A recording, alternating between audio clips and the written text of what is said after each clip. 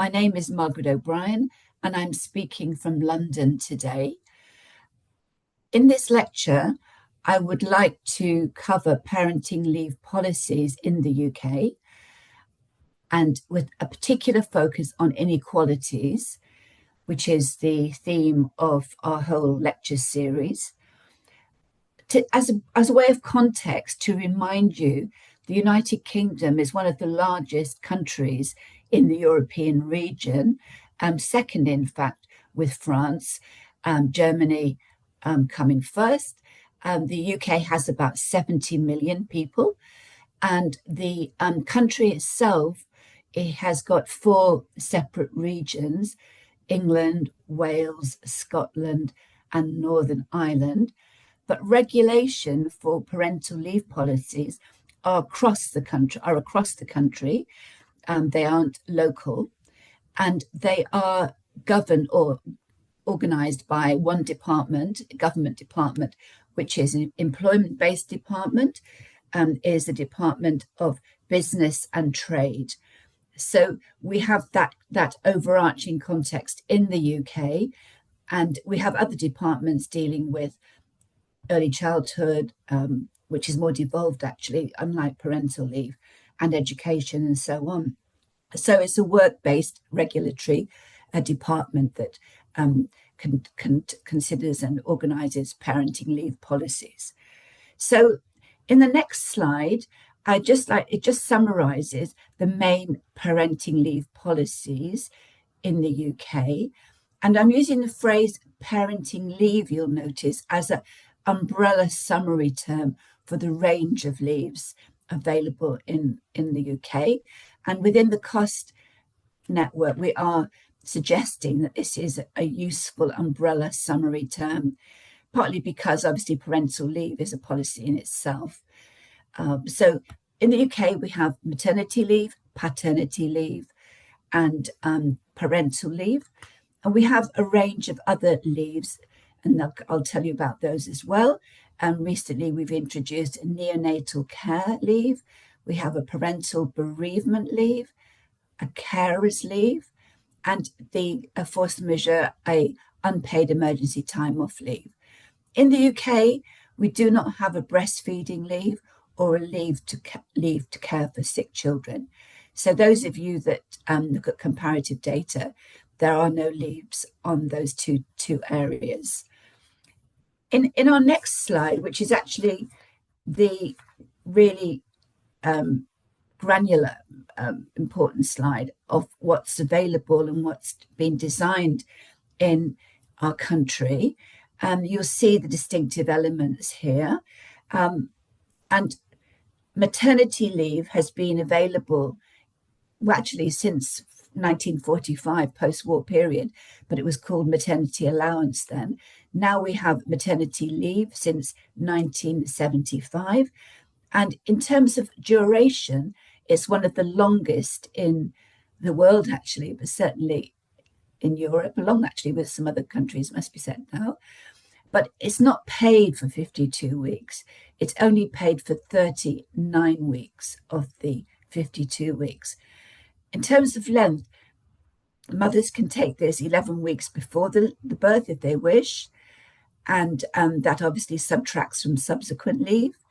The benefit in the UK for the maternity leave, and indeed for all of our leaves, is very low.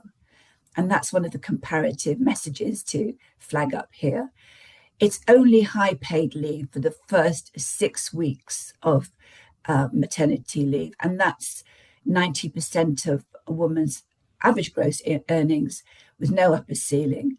So we have got one of the lowest periods of high paid leave across Europe, and indeed when other Anglophone countries are observed.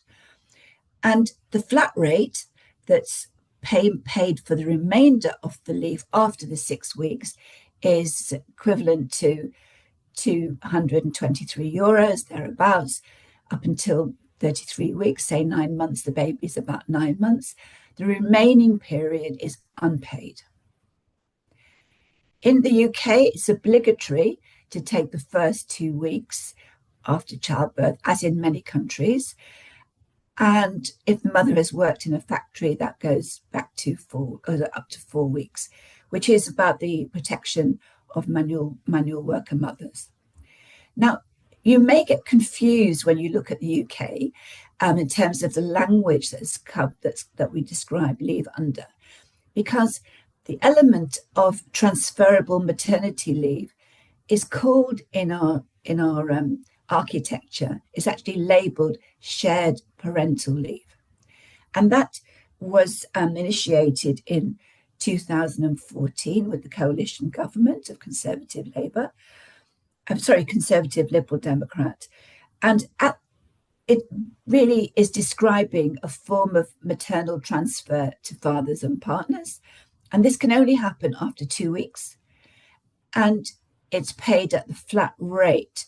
So quite strikingly, if the couple decide to transfer maternity leave provision at, say, week 4, they actually have a reduction in the benefit from the higher paid to the lower paid. So it's an anomaly in the design, and we've been actually lobbying for many, many years for this to be changed. And at the end of this lecture, I'll just let you know what's happening on that front. So transferable maternity leave to the partner father is possible after 2 weeks, paid at a flat rate to the same point at which maternity leave finishes, as described above. So if it goes on for the whole year, it's unpaid for the last 13 weeks.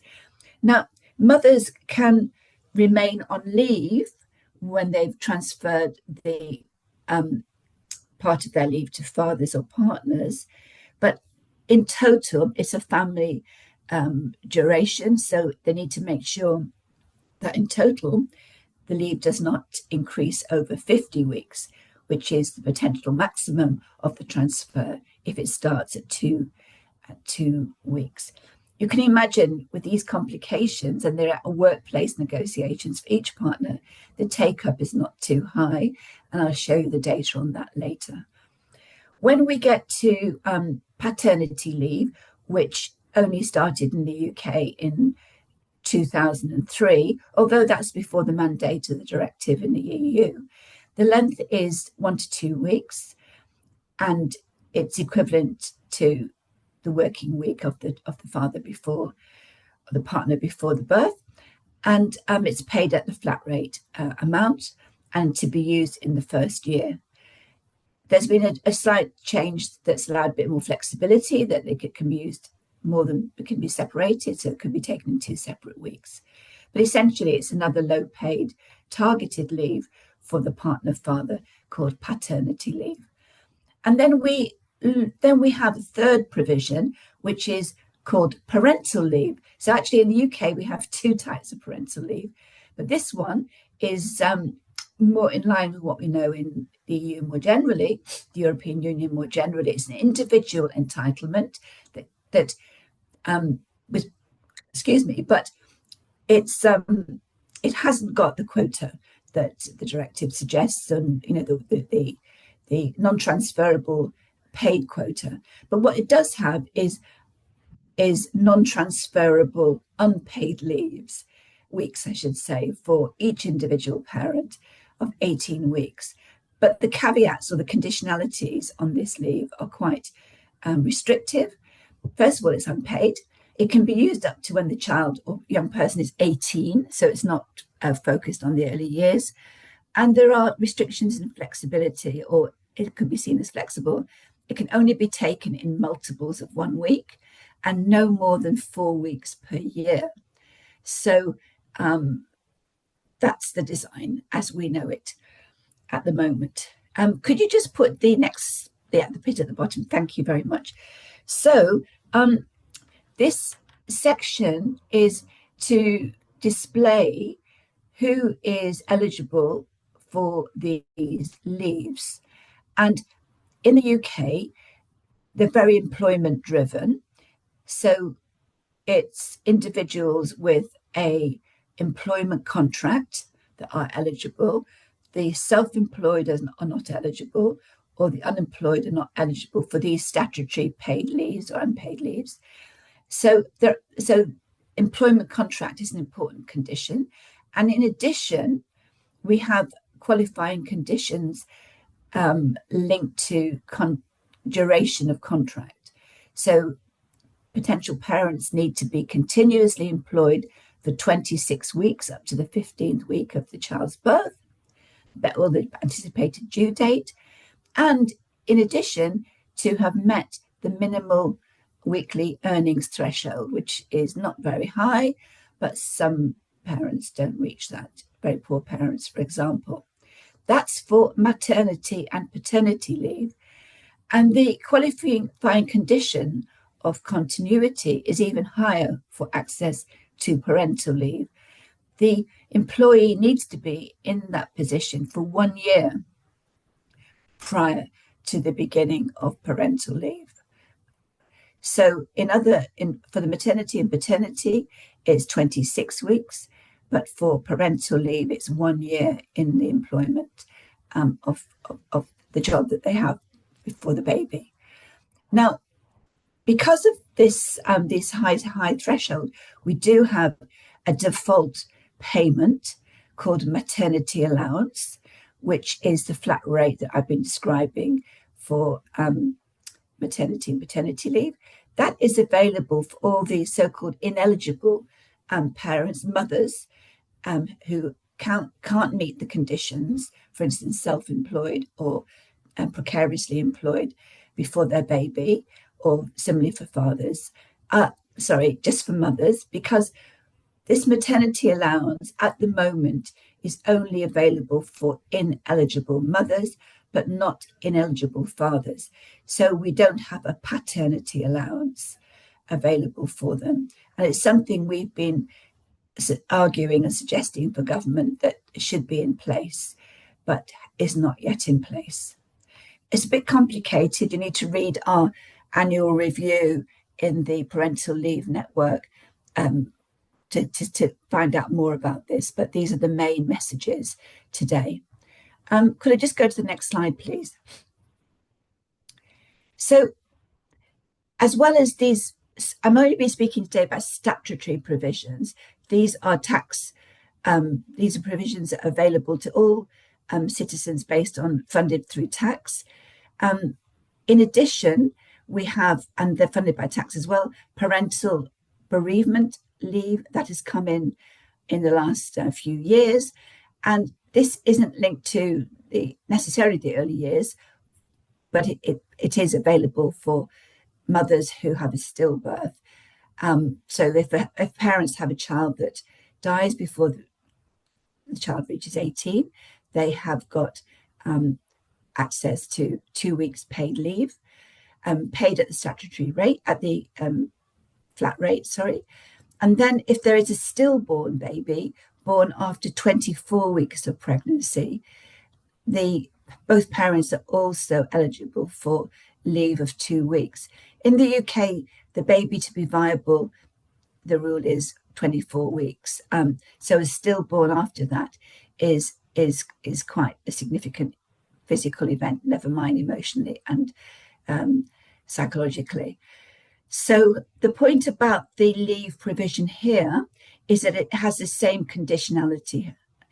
And it's for all of these leaves that are available for those who are employees, not the self-employed, and those who've had certain those conditions I described in the previous slide. The other new leave, very new leave that we've introduced is the neonatal care leave.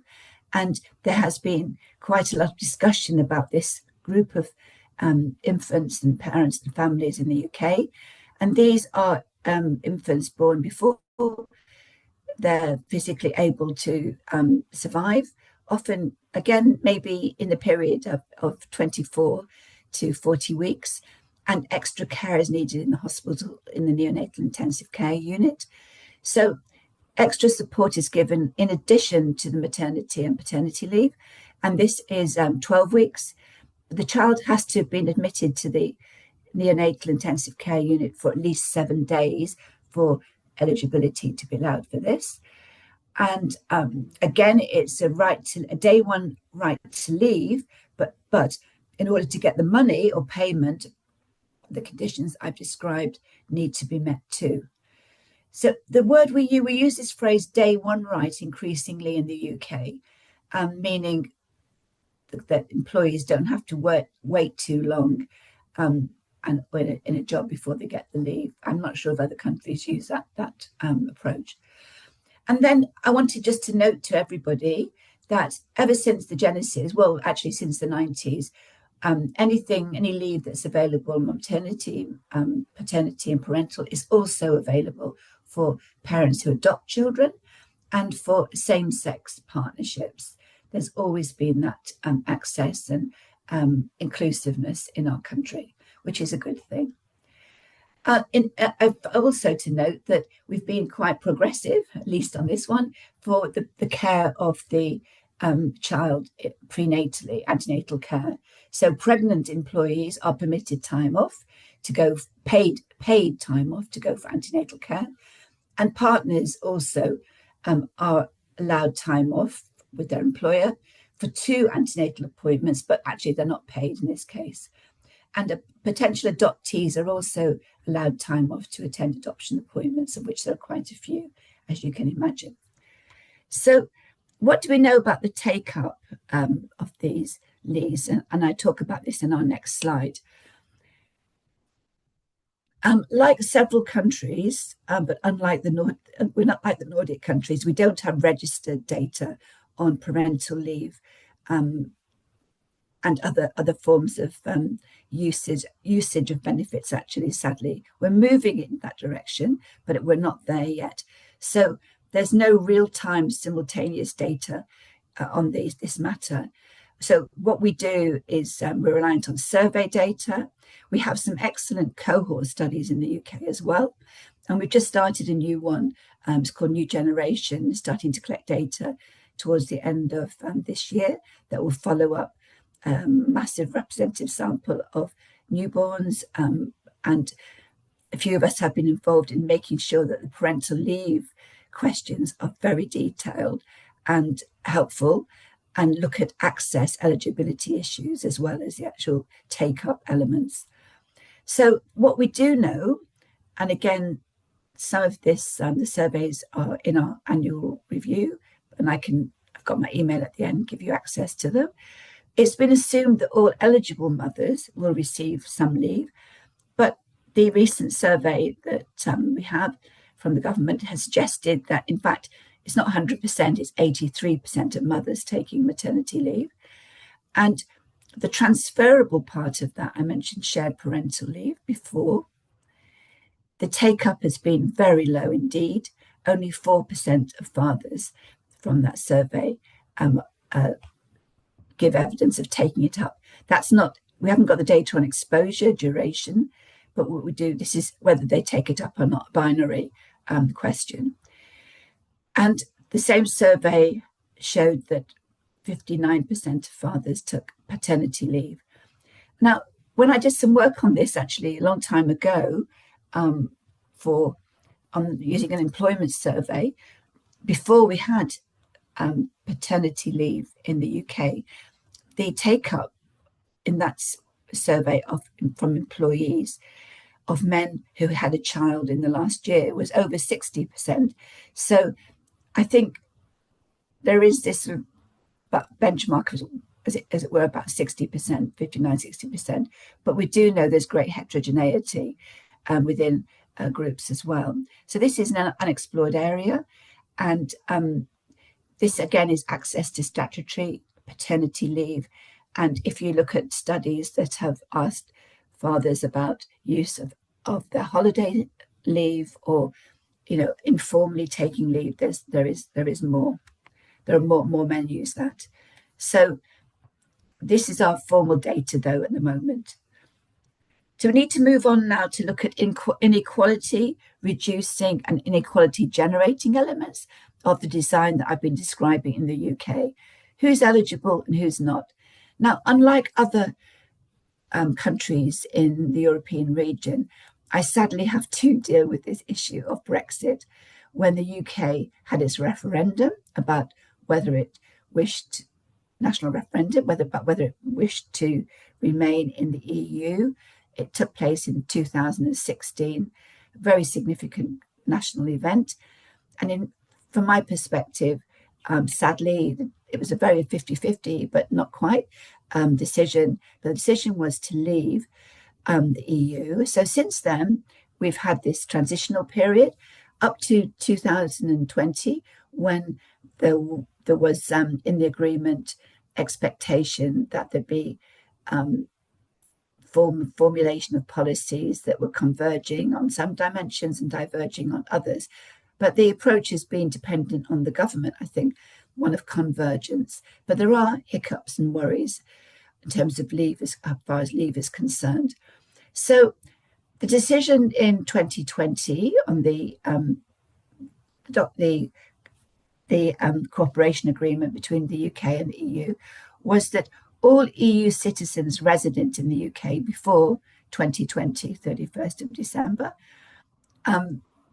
would of course be eligible for any later access to maternity, paternity, and parental leave, dependent on the same criteria as UK citizens.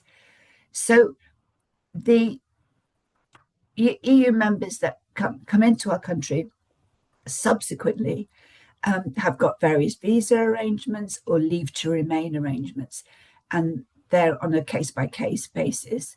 So there's many losses as well, losses from this, from the UK population and from our neighbours in Europe. And the eligibility criteria is quite high, and not just actually for EU citizens, but I would say for everybody in the country that wants to have a child. So recently, and in fact it's going to happen in a few days' time, the government has tried to relax eligibility criteria to some of the leave I described earlier on. Particularly, the focus has been on paternity and parental leave. And I'm not sure why maternity leave was left out of that legislation. So we have a new Employment Act that comes into action in a few days' time, 26. It was passed last year with a new Labour government, with the idea of enabling more access to employment benefits across the piece, including unemployment benefit. So there is now what is called a day one right to paternity and parental leave, which means that fathers and mothers and fathers can have access to the leave without having to demonstrate duration of employment indicators I described before. But if you look carefully at this legislation, they still have not got access to day one money. It's day one leave, not access to pay and benefit at day one. So that is still negotiated at a business or workplace level. Eligibility criteria for maternity leave have not changed. In terms of the employment contract status, that has remained the same.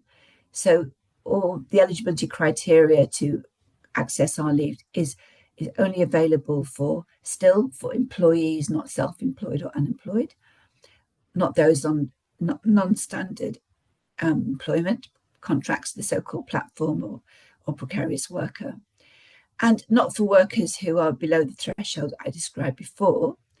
And similarly, we've got now rather a complicated visa and leave to remain set of rules that employers need to be aware of when they implement leave arrangements for their workers. And I think across Europe generally, there's getting stricter rules on this, but you will need to just check, those of you who are part of this lecture, if you want to, for instance, find out if a French or a German person can access leave over here.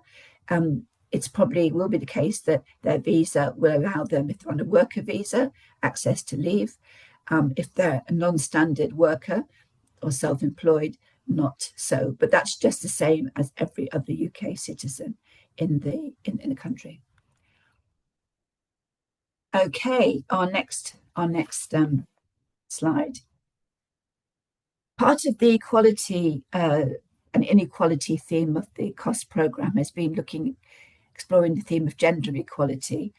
And you can imagine the impact for Brexit on the EU directive for us, that we just left when the directive was being, we left in 2016 politically, but the provisions on employment were formalised at the end of 2020, and the transposition of the directive is up to 2022. So we don't have the directive implemented in the UK.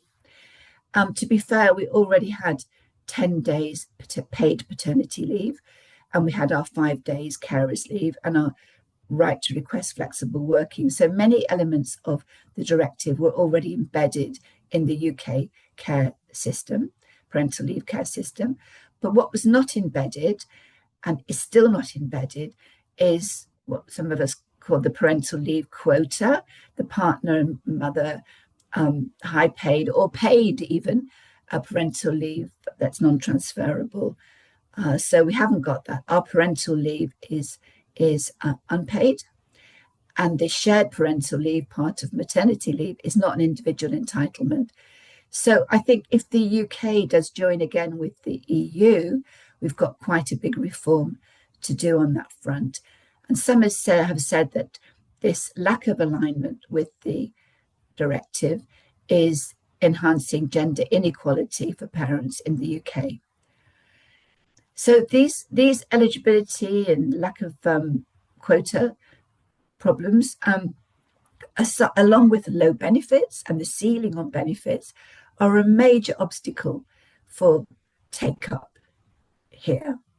And not just that, they are creating risk for families, especially low-income families that are not parents that are not in standard work, that have just-in-time jobs or are juggling low-paid multiple jobs.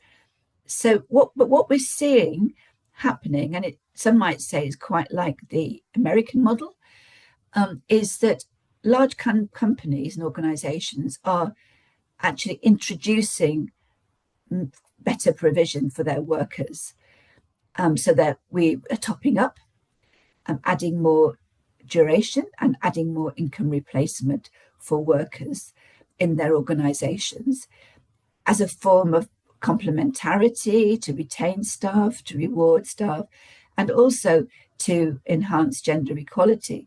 In my own university this week, we are introducing a very generous UK comparative side, generous parental leave system for highly paid maternity and paternity leave in the first year of a child's life. But only rich organizations can do this. And what is the fear is that we're moving towards a more labour market polarised parental population. And indeed, that means for the children too in the UK. And it also means that parents may need to stick to that organisation, have less mobility if they're worried about losing their benefits for the children and their own family life. So in this context, not surprisingly, we have a national review of parental leave and pay policy. It's underway, organised by the government, and I've given the link here. Several of us are on the academic expert committee for this. In addition, they're doing focus groups with parents, meeting, consulting with business. And I've listed the couple of the themes that they've asked us to reflect on and provide the evidence on. Employment, the gender pay gap. We've been very good in the UK in having a very visible gender pay gap, particularly for large organisations. And we're noticing perhaps a reduction for some, an increase for some organisations in that gap. The government's asking for examination of maternal, paternal health and well-being.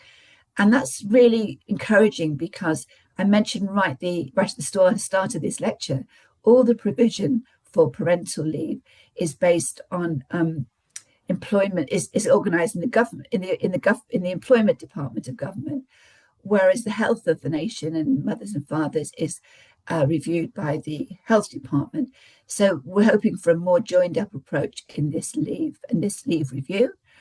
And not only that, the government has asked us to examine child development and what's called the best start in children's lives. You know, we have an excellent national health service, which is free at the point of delivery, from pregnancy to old age. It's got many, many problems, but it's one of the strengths of the UK. And what's been asked is in this expert group to look at the provision of parental leave in a range of policies the UK has for child health. And finally, there's a concern about co-parenting. Gender equality is not mentioned, but you know, the co-parenting between children, between parents in families, is another aspect of this national review. Now, speaking to civil servants, one gets the impression that this term of the new Labour government, that once again is the major government pushing these innovations forward, will collect all the evidence on the parental leave and pay review, but implementation may not happen within the 5-year term of this government. The government is due, at the moment we're about 1.5 years in, but watch this space, we might be fortunate. And with other UK colleagues, I've been involved in these reviews for about 15 years. Every government decides to do something. We have great evidence about what works, not least from colleagues in the International Parental Leave Network and now the COST community. But the budget is always constrained by money available, and it's going to get even more so, I think, in the future, sadly, in the UK, as in many of our partners in Europe. So that's where we are at the moment. I think I've left on the next slide my email if colleagues wish to ask for more data. And we've written many chapters and articles on the history of the maternity, paternity, parental leave provision in the UK that I can send you. And there's also more recent documents as well. We have obviously a very unusual architecture that's dependent on the past as well as incrementally changing as we move forward, but not quick enough, I think. That's me.